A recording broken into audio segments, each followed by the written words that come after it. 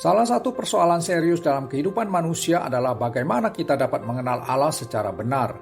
Kita semua tahu bahwa eksistensi Tuhan tidak mungkin dibuktikan berdasarkan dalil pengenalan melalui 5 panca indera kita. Secara manusiawi, kita dapat memastikan keberadaan sesuatu apabila itu bisa dilihat, didengar, dipegang, dicium, dan dirasa. Namun, 5 cara pengenalan indrawi ini tidak bisa diterapkan kepada Allah. Alasannya jelas, karena Allah tidak berkeberadaan menurut kategori material melainkan secara spiritual. Sebab itu, Allah tidak tunduk pada hukum pengenalan yang bersifat indrawi tersebut. Jika demikian, bagaimana manusia yang serba terbatas dapat mengetahui Allah yang bernatur tidak terbatas? Iman Kristen menegaskan prinsip kebenaran yang penting, yaitu eksistensi Allah walaupun tidak bisa dibuktikan secara indrawi, namun itu tidak berarti bahwa Allah tidak ada. Pengetahuan manusia tentang keberadaan Tuhan hanya mungkin jika Tuhan sendiri yang bertindak untuk memperkenalkan dirinya. Terkait dengan tindakan Allah menyingkapkan dirinya, teologi Kristen mengajarkan ada 2 macam cara di mana Allah menyatakan keberadaannya.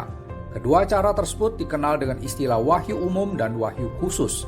Dalam kesempatan EBS Online hari ini, kita akan membahas tentang pewahyuan Allah secara umum. Wahyu umum dapat dipahami sebagai tindakan Allah yang memperkenalkan eksistensi dirinya melalui sarana karya ciptaan, yaitu lewat alam semesta dan keberadaan manusia sebagai gambar dan rupa Allah. Firman Tuhan dalam Mazmur 19 ayat 2 menunjukkan bahwa langit menceritakan kemuliaan Allah dan cakrawala memberitakan pekerjaan tangannya. Demikian juga Rasul Paulus mengatakan di Roma 1 ayat 20, sebab apa yang tidak nampak daripadanya, yaitu kekuatannya yang kekal dan keilahiannya, dapat nampak kepada pikiran dari karyanya sejak dunia diciptakan, sehingga mereka tidak dapat berdalih. Alam semesta dan segala isinya adalah karya ciptaan yang bersaksi tentang keberadaan Sang Pencipta. Para pemikir ateis menyangkali pendapat ini dengan mengemukakan bahwa alam semesta terjadi dengan sendirinya, tanpa perlu meyakini ada karya penciptaan Tuhan yang menyebabkan semuanya ada. Terhadap pandangan ini, cukup ditunjukkan bahwa untuk barang sesederhana seperti sebuah pensil saja, semua orang pasti percaya kalau itu tidak terjadi dengan sendirinya, melainkan harus ada yang membuatnya. Berdasarkan logika berpikir yang tidak rumit ini, maka dapat disimpulkan bahwa jika untuk barang yang begitu sederhana saja ada pembuatnya, bagaimana mungkin alam semesta dengan segala isinya yang sedemikian kompleks ini bisa terjadi secara kebetulan dan dengan sendirinya? Nampaknya butuh iman yang jauh lebih besar untuk percaya pada teori ini daripada percaya tentang karya penciptaan Allah. Selain melalui alam semesta, sarana pewahyuan secara umum juga terlihat dari keberadaan manusia sebagai makhluk moral. Manusia tercipta selaku gambar dan rupa Allah.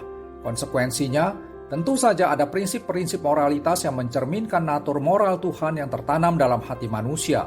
Seorang tokoh reformasi terkenal bernama John Calvin mengatakan bahwa semua orang memiliki aspek yang disebut sensus divinitatis, atau kesadaran dan pengetahuan akan realitas yang bersifat ilahi dalam hatinya lewat tuntutan hukum moralitas tersebut. Dengan adanya aspek ini, maka pada dasarnya semua manusia adalah makhluk yang terarah pada Tuhan. Orang yang menyangkali keberadaan Tuhan tidak lain adalah orang yang mematikan suara hati nurani dengan memberi diri untuk dikuasai oleh pemikiran-pemikiran yang anti Tuhan.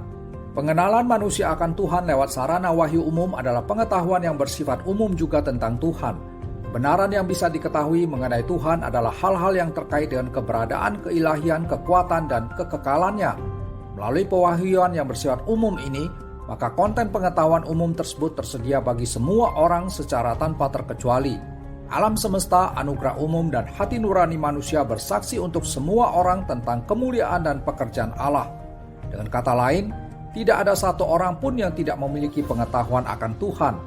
Menyangkali keberadaan Tuhan merupakan perbuatan yang digambarkan Alkitab sebagai kebebalan. Mazmur 14 ayat 1 menegaskan hal ini. Orang bebal berkata dalam hatinya, tidak ada Allah. Busuk dan jijik perbuatan mereka, tidak ada yang berbuat baik. Kita bersyukur kepada Tuhan bahwa sebagai ciptaan, manusia telah dibekali oleh Tuhan Sang Pencipta dengan pengetahuan tentang dirinya. Namun kesaksian dari wahyu umum Allah ini tidak menjamin bahwa manusia bisa memiliki pengetahuan dan pengenalan yang tepat akan diri Tuhan. Keberdosaan telah mencemarkan persepsi manusia tentang kebenaran yang disingkapkan Allah melalui sarana wahyu umum. Sebab itu, manusia membutuhkan wahyu khusus Allah. Ini yang akan menjadi topik pembicaraan di episode mendatang.